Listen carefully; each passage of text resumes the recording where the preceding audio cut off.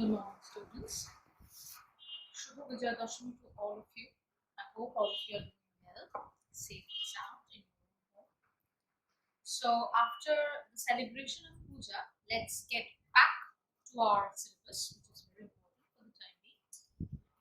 Without any further ado, let me tell you that whatever will be happening today in my class is associated with the chapter that we will be doing today. It is a poem from your reader book. I will directly not get into the poem, as you all know that I always like to play around a bit to make you a bit comfortable, and then we'll get into the topic. First and foremost, the very basic question to all of you on my behalf is that imagine that you have gone for an adventure trip. It can be anywhere. It can be in a hill station, it can be somewhere you love visiting, somewhere where you haven't visited yet but you want to do. A place like that, and there's dense forest. Okay, lush green vegetation, deep forest, and while moving, you lose your path and you get lost. What would happen? Like some of you would be extremely enthusiastic. You would be very daring, very brave, and you won't be scared. And you would say, "Ma'am, I would be very happy. I would be very excited and would try and explore my path back, like Bear Grylls." I hope you know who Bear Grylls is. It's very famous in what he does. But there might be people who will be very scared, very petrified. Like if you ask me, I myself will be very scared. If I lose my path in the forest, I would be very scared of the insects, of the creatures, of the animals. The dangers that are impending, that would make me very, very scared. So, the poem that we would be doing today is very much similar to the situation that I have provided you with. I am not saying that everyone will have to be very brave. No, it can be a mixture of emotions and feelings. Some of you will be very brave, some of you are adventurous by nature, and some of you don't like moving out too much. You like to be a couch potato, comfortably seated on your couch, watching television, sipping hot coffee or tea, according to your convenience. But the point of this particular poem is unlike the adventurous type. He's a bit meek, mild, easily scared and petrified of darkness. I'm talking about something that is very common, something that can frighten people very easily, quote unquote, darkness.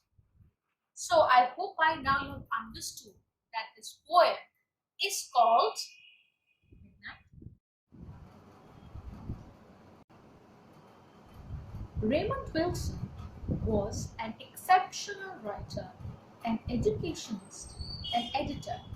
He was a very sensitive critic who criticizes others' works, who remarks on others' works, and very, very prolific anthropologist. He was born on 20th December 1925 and he passed away on 21st of March 1995. He was specifically written for what? Okay. So, his works appeal to children more than others, but it's read by everyone.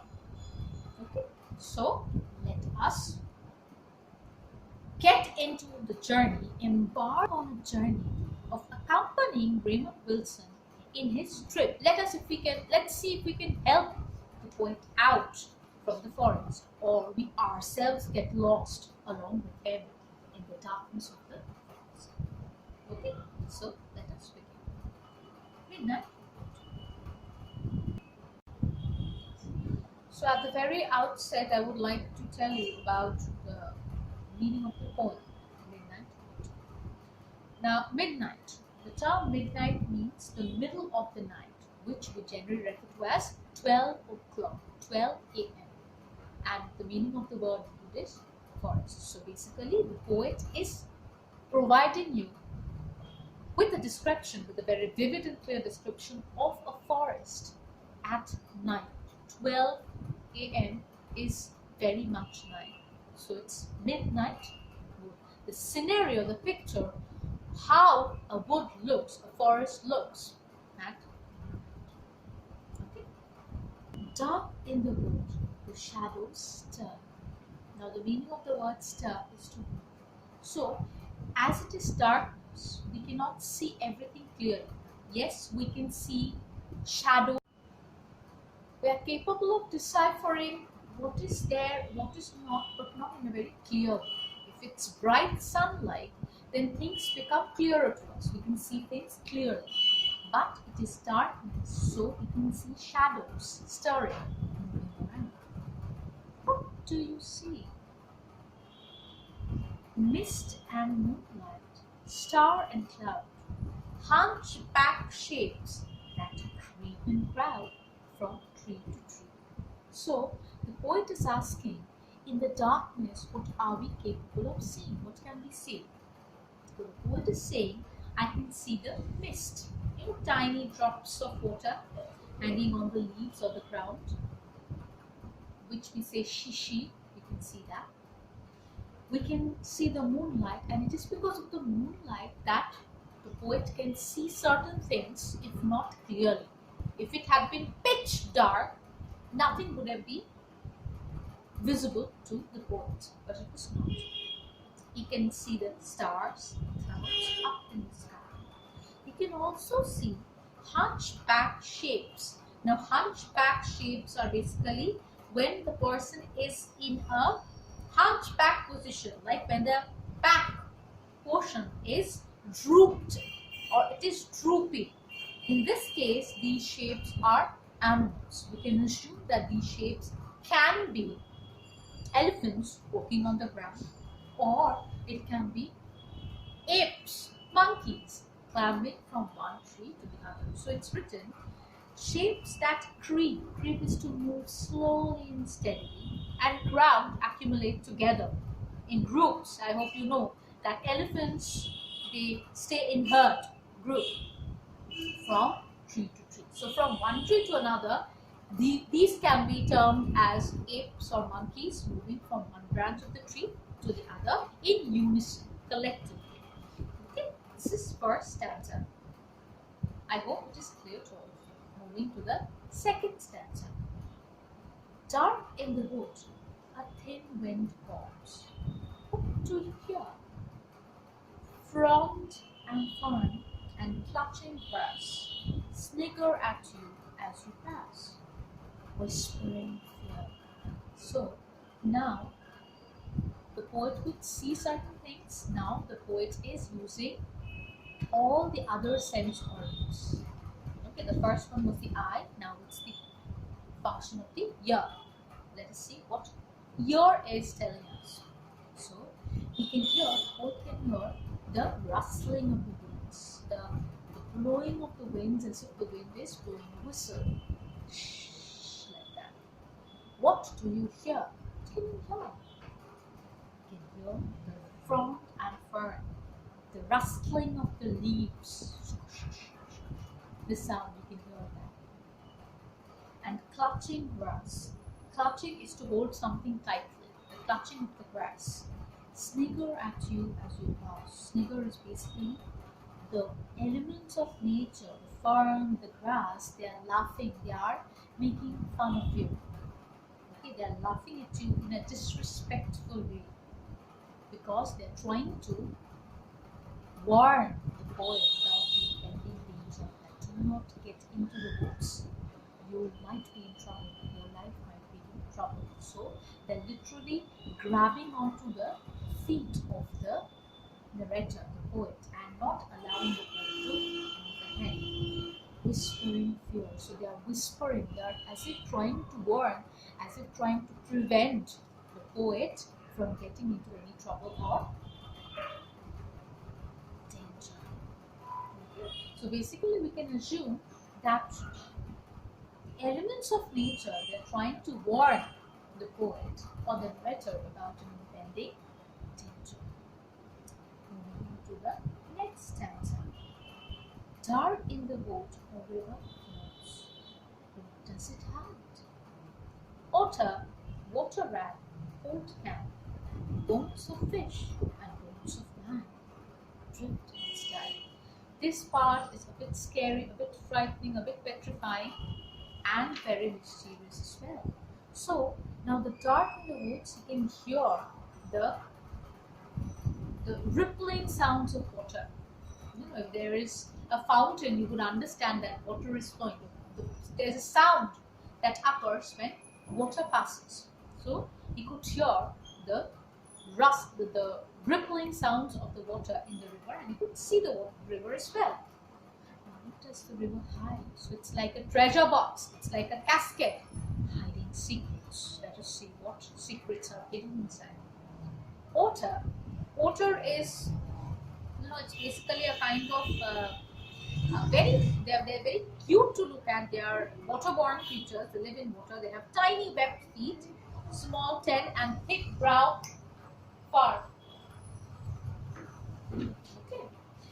And now water rat. Water rat are basically wild rats. The rats that we are accustomed with. Water rats are much bigger inside. They're hybridized version of rats, which are also called rakali or rodent. Rakli or rodent. Now we can find otter and water rat living in the river. They are living creatures, whereas there are non-living things as well. Old can, bones of fish and bones of man. So we can see that the river has secrets hidden inside its bosom.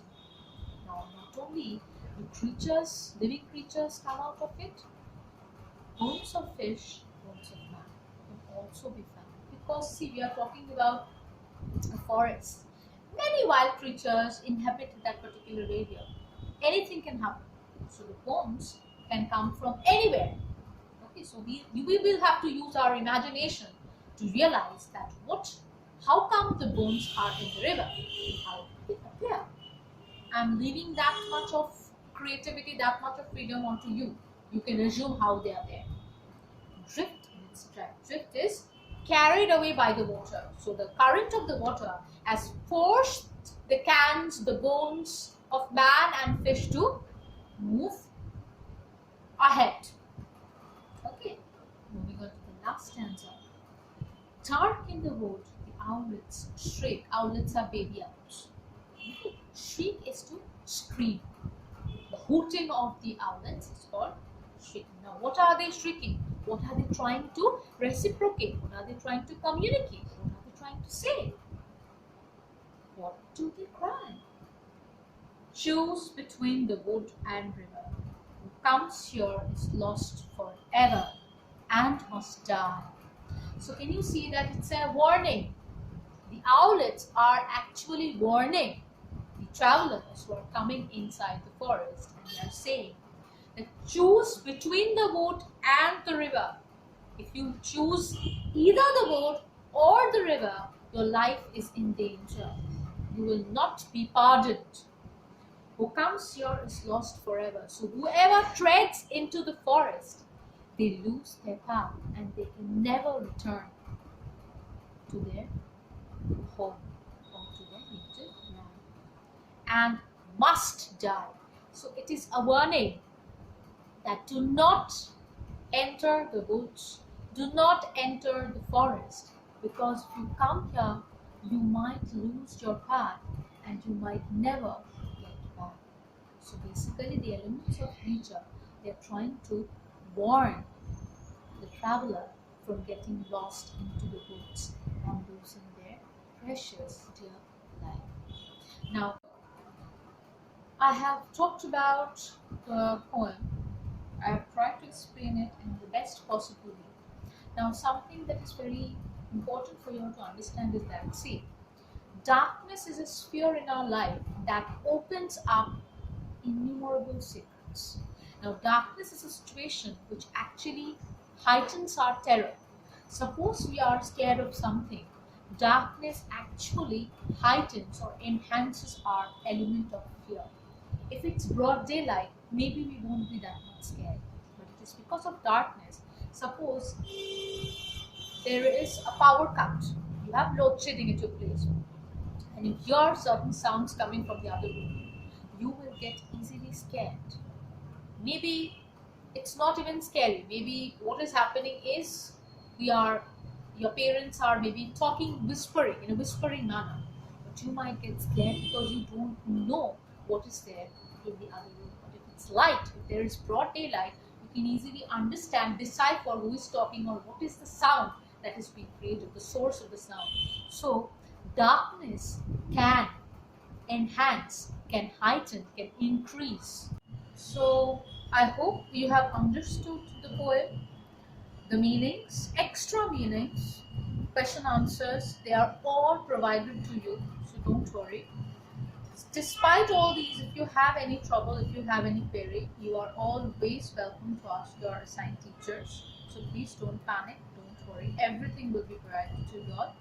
Assignment has also been provided. But before I end the video, let me clarify this to you very, very well.